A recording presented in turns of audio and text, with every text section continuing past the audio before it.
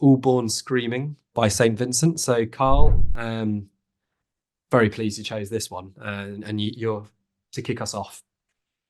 Yeah, so I mean, I was quite late to the party when it comes to Annie Clark. Completely missed, um, the first three records. Well, first three solo records, I should say. So, "Marry Me," "Actor," and "Strange Mercy" kind of passed me by at the time that they came out. Saw her perform. Is it Digital Witness on Jules Holland? Kind of like around the time of her self-titled record, and that was like one of those revelation moments. I was basically won over from there. Fantastic performance, and yeah, got into that self-titled record off the back of that. Loved it. Then Mass Seduction came out a few years later, and yeah, loved that even more. Ended up just outside my top 10 in 2017. And then her last album, Daddy's Home, as well, I enjoyed, albeit not as much as those two. Um, but yeah, just an incredible artist, and I think her influence as well on some of the newer artists we've got coming through this current crop. It can be a bit understated, but I watched a clip of the last dinner party at the Brit Awards, getting their award, and I think St. Vincent actually presented them with it, but they were talking about how much she has influenced them. And after watching, that clip, you can really hear it coming through. And then I found out that Emily Roberts actually uses like her signature guitar as well. So yeah, just really, I think she's a bit of an unsung hero. Probably deserves more plaudits than the abundance that she gets, I think. But yeah, like you say, this was quite an easy pick for me. Loved her previous stuff, and then the strength of those first two singles, "Broken Man," with those, thunderous, got all the swagger of a decent Queens of the Stone Age track about it. I think, yeah, the day that dropped, we were kind of all raving about it in the chat. Just a fantastic single. And then "Flea," I think, was the other one as well. Just buzzes and bounces, and then it erupts in like this colossal final 30 seconds right at the end. So yeah, with it being a fairly short album and like those two singles, I was fairly confident this was going to be one to deliver for us this month. And yeah, I'm pleased to say it really does. Outside of those two really great singles, I think that entire first half is just sensational. "Hell Is Near," just this really sumptuous yet quite ominous like opener. Again, also reminded me a bit of Radiohead, the way it kind of meanders along. Annie's got like this whispery vocal that kind of glides within this soft, floaty melody. Just a really fantastic start. And then "Reckless," that comes after, excellent as well. Completely different, really, really operatic. Just steadily builds, and then just explodes into this like seismic pulse of like guitars and synths just like throwing themselves at your ears. Just really fantastic. Then obviously like the two singles. But yeah, "Big Time Nothing" is probably my favorite on the whole record here. It's like if you put, I want to say, Muse, Jack White, Nile Rodgers, Stevie Wonder, Peter Gabriel, if you put all of them into a blender, like this is the song that would come out. It's like really funky, yet also like quite industrial. And it's like this song that feels like it shouldn't work, but it really does. And yeah, I just absolutely love it. And then, like, as if it can't get better from there, she then follows it up with "Violent Times," which is like this long lost Bond theme, really widescreen, really like cinematic, all these strings going on. It's just, yeah, that first half, I'm absolutely in love with it. And for me, like, that's the pinnacle of the record. I think the last few tracks are still great. "Sweetest Fruit" and "So Many Planets," both of them, they've still got like the excellent guitar work that you'd expect from Annie.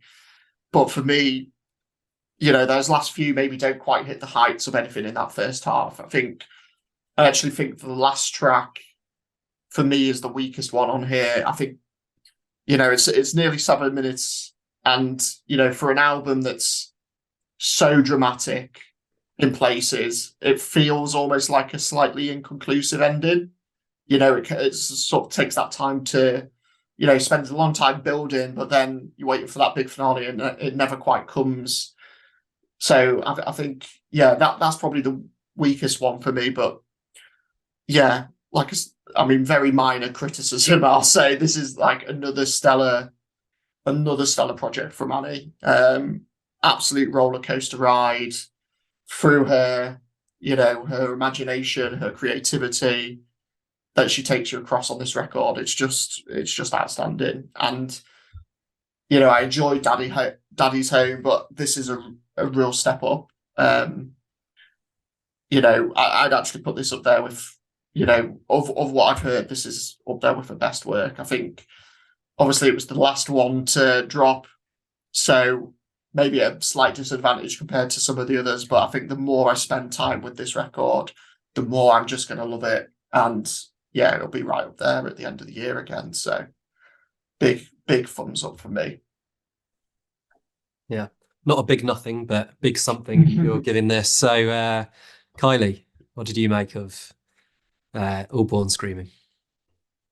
Yeah, I think it's been since the beginning. Annie Clark's St. Vincent been one of my absolute favorites. I lucked out in 2007 seeing the National on the Boxer tour, and they had St. Vincent. She just released her debut album, and she opened it, and it was at the Ogden Theater in Denver, which is, I'd say, probably like 1,500 people, very small venue for what both of these artists have turned into. And I've been trying to remember. I feel like she was solo too, but not your typical acoustic songwriter thing. She had all kinds of loops and beats going, and obviously, I think needs to already be up there in the discussions for one of the best guitarists of all time. Just phenomenal lick writer. So yeah, I've been following her since the beginning, and I think there's two reasons that this album is fantastic.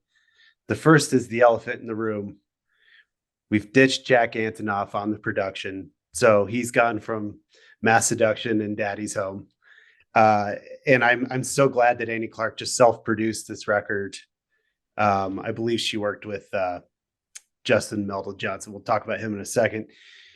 But the second part of that is that these 10 tracks are, to me, essentially a greatest hits of everything that she's done, but it's new music. It ties in together every era that she's had, including Love This Giant that she did with David Byrne, which is, just a phenomenal record too.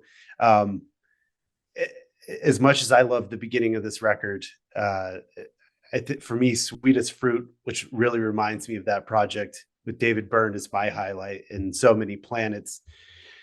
Just that back to back. But I mean, this is just firing on all cylinders. I love Reckless so much.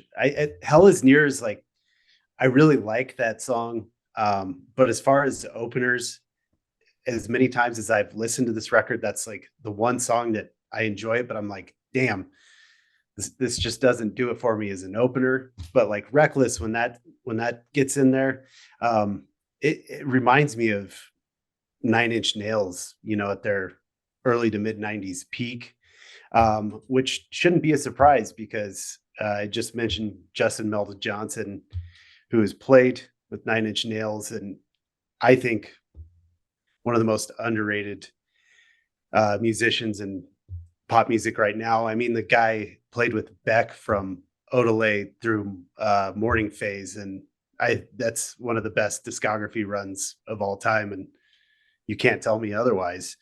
So between that and then everyone talks about Dave Grohl being on this record, and he does a fantastic job. And I read a little bit of Andy Clark talking about working with him and the way that he came in and kind of changed up drum parts on the fly and really made the two songs that he play on work. But then also, I mean, Josh Freese, another Nine Inch Nails alumni who's currently Foo Fighters drummer, one of the best drummers of all time. I mean, she's got both of these guys on here, and it shows. Just I'm with you through this entire thing. Just blows my mind up until the title track, and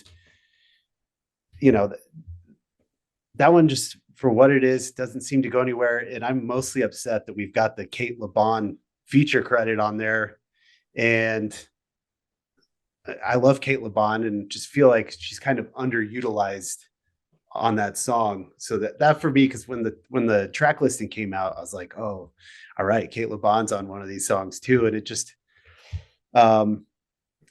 we've talked about other singers getting featuring credits for doing backup vocals and whether that's warranted or not. Kind of reminded me of that situation. But yeah, my gosh, this record is phenomenal and has made it very, I think this month is very difficult to pick the top few albums, because we chose wisely this month. So very happy with it. Definitely. And I go back to how I introduced this segment, saying that I was very pleased that Karl chose this, because like you two, very, very much enjoyed this album. And it's quite a nice thread after we've spoken about Owen, where I sort of said, yeah, didn't love the first album of Mike Consella's, which I heard last year, and then it's picked up. Well, with St. Vincent, I have been usually indifferent. Not that I've dived in as much as I probably definitely will do now after this record. But yeah, just to sum that up, I mean, she actually headlined End of the Road Festival, so the obligatory reference of that festival for the pod, the first time I went, and didn't really know anything about her. And I just remember I was there and I just thought, it's not really doing loads for me. And I just went and got some food, which yeah, I think sums up my we all have those appetite regrets for new music at the time. So and yet, she's playing Royal Albert Hall this year. I would love to go to that. Who knows whether that will come off, but so yeah, just not been someone who I've been drawn to in the past. I've seen a few videos, and it kind of strange videos which didn't kind of appeal to me.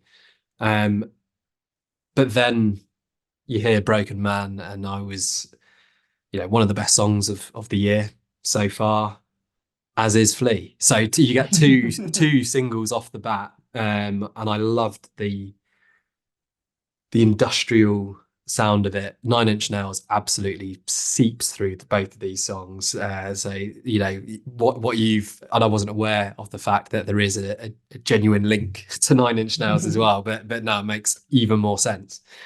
And yeah, those two consecutively I chose as best tracks of the month, 2 months running.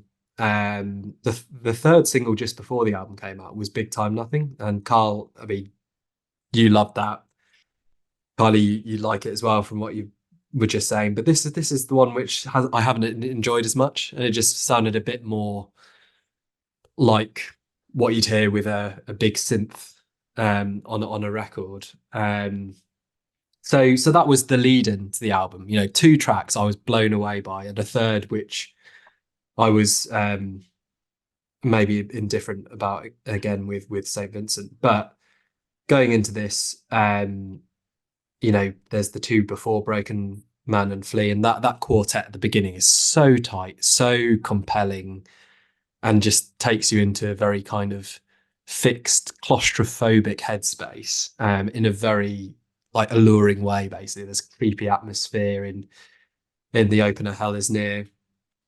You know, lyrically talking about a bit of a distressed state of mind with Reckless, which you know, I liked your kind of summary, Karl, of it. Say, you know, you got synths, you got guitars all just meshed together at the end to kind of bring it into a bit of a cacophony.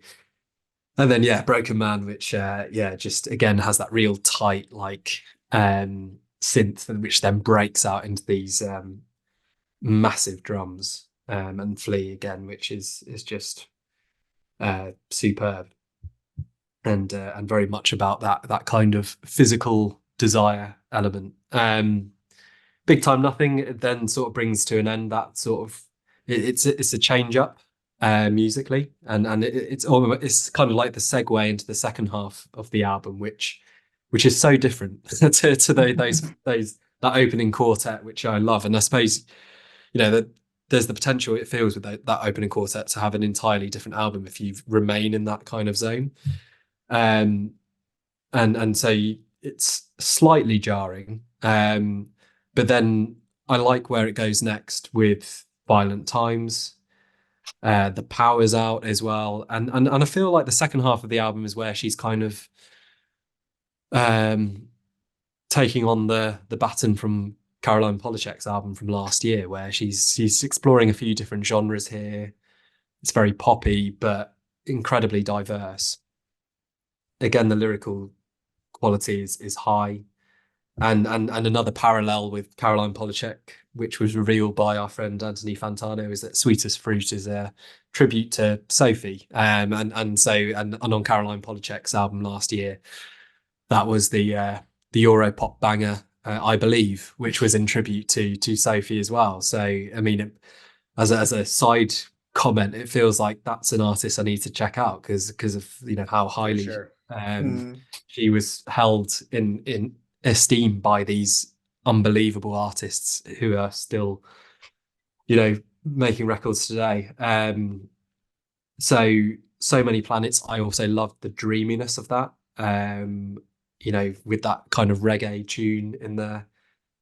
And yeah, similarly, the All Born Screaming is a slight drop off. I did enjoy it, but for 7 minutes, it usually when it's a long song, you've got so many different layers which justify it, and it's kind of feels like it meets that halfway point. And all I can say about where I land with that is that it's like a reprise. Like at the end, you've had this amazing journey, and then it's like almost this kind of, the curtains come down at the end and they all come on, and it's kind of the All Born Screaming concept, which they're kind of giving a bit of a push to. So I can see that working in the live setting more perhaps than on the record. But yeah, just phenomenal, and someone I need to reappraise, because this is right up there for me. And yes, will be, like many albums this month, you know, be featuring very highly come the end of the year.